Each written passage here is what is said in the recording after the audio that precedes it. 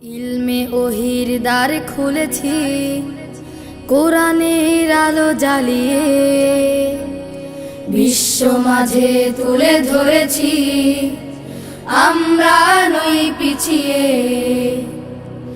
ইলমে ওহির দ্বার খুলেছি, কোরআনের আলো জ্বালিয়ে বিশ্ব মাঝে তুলে ধরেছি, আমরা নই পিছিয়ে। গড়ব আগামীর স্বপ্নের দেশ, গড়ব আগামীর বাংলাদেশ।